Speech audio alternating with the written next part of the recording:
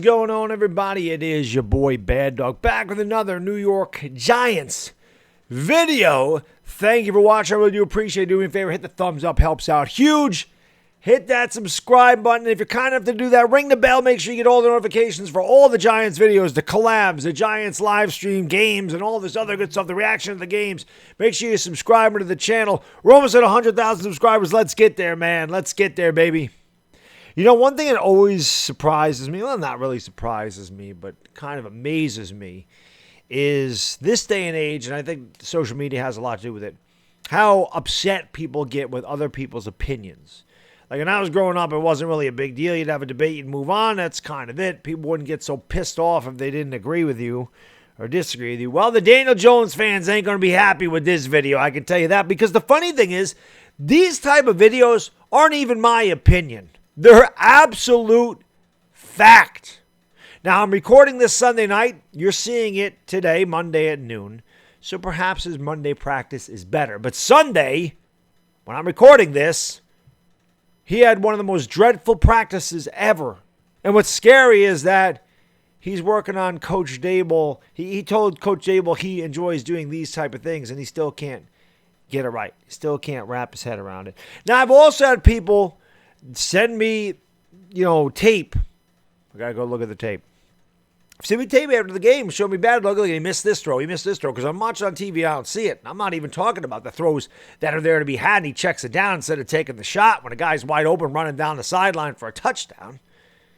That's the other thing about the Kenny Golladay goal line pass. They said there was another guy wide open. He didn't look that way. It was Colin Johnson. He was wide open. I saw him, but it didn't matter to me. Anyway, I digress.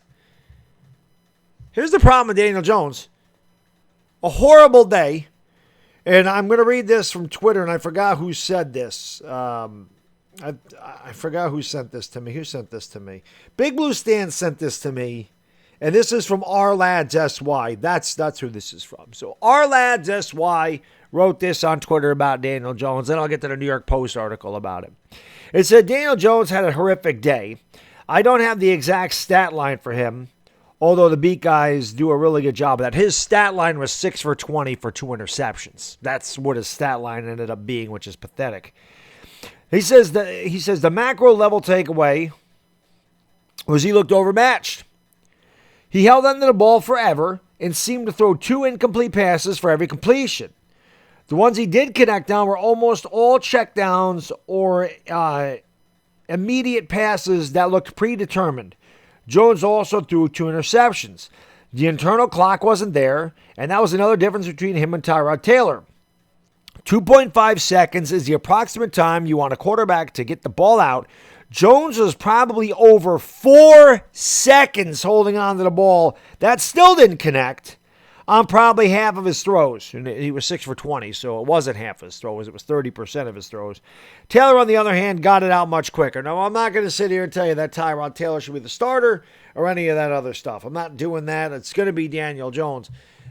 But I don't know what else I can say about Daniel Jones. And I know there's just some people that are just going to defend this guy to the nail. They're going to die on the hill. They're going to die on the Daniel Jones hill. But this is the thing.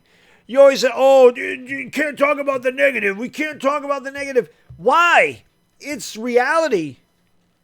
Why can't we talk about reality? He ain't catching on. He still holds on to the ball too long. We're in year 4, and he still can't process plays. He still doesn't see the whole field. He still throws interceptions. He's still throwing incomplete passes that shouldn't be incomplete. He still can't scan the field. Like I said, he processes. He holds on to the ball too long. He's still doing the same things. This isn't a coaching thing. This is a Daniel Jones thing.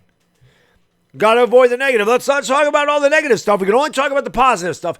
That's like going on a diet, right? And only logging the good food you eat. So you're 260 pounds, you want to lose weight. Oh, I'm going to go to Burger King and have me a freaking Whopper and fries and a soda.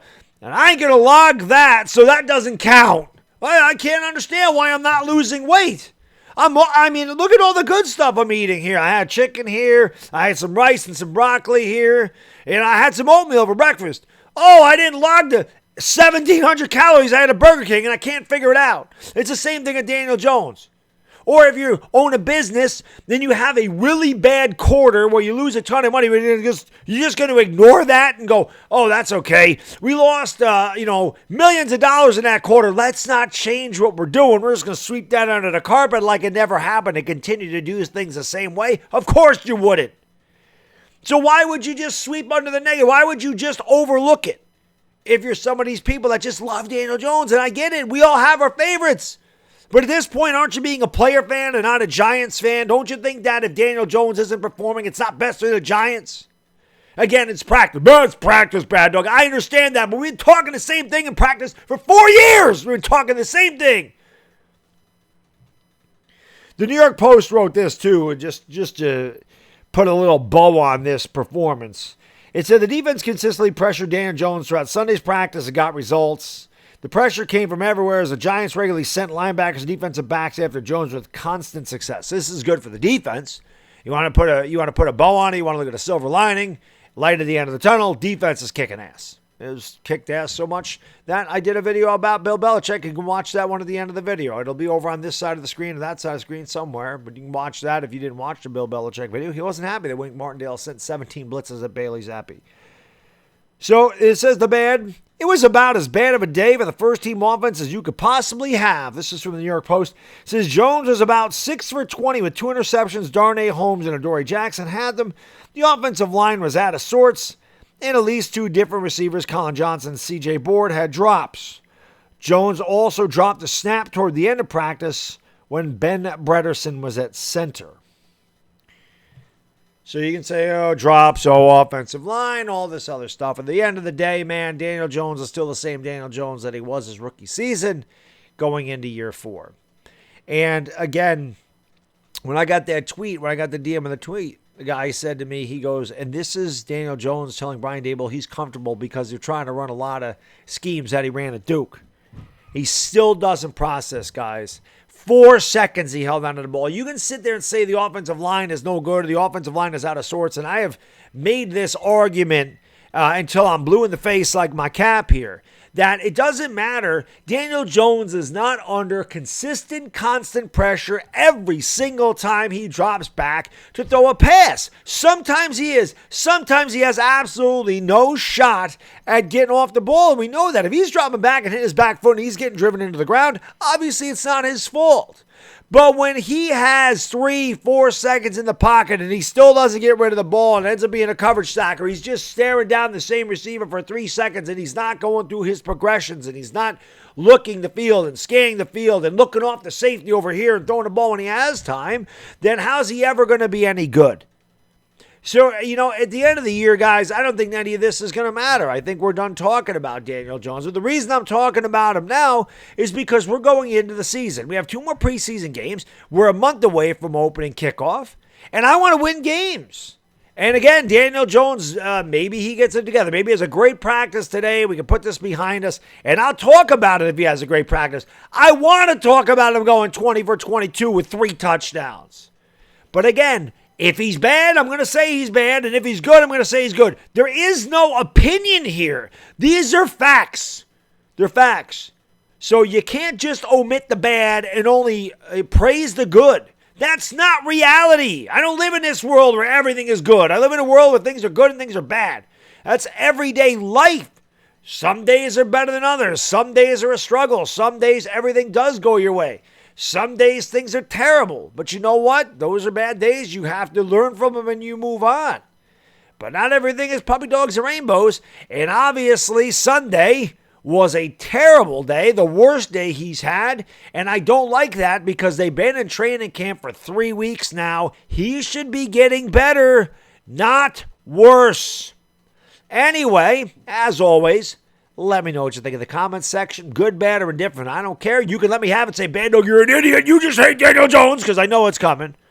Or you can leave a comment going, Baddog, you're right. Daniel Jones ain't it. Or you can leave a comment and say, Baddog, it's just practice. I don't really know what he's going to be this year.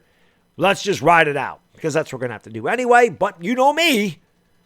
I don't care. It's my channel. It's my content. And I'm going to give you the content that I want to give you. I'm going to talk about what's on my mind. And when he goes 6 for 20 with 2 interceptions, it is extremely concerning. for what we're going to be this year. Anyway, that's all I got in this video. Thank you for watching. I'll have another video tomorrow. It's a bad diggity dizzle, and I'm gone. Peace!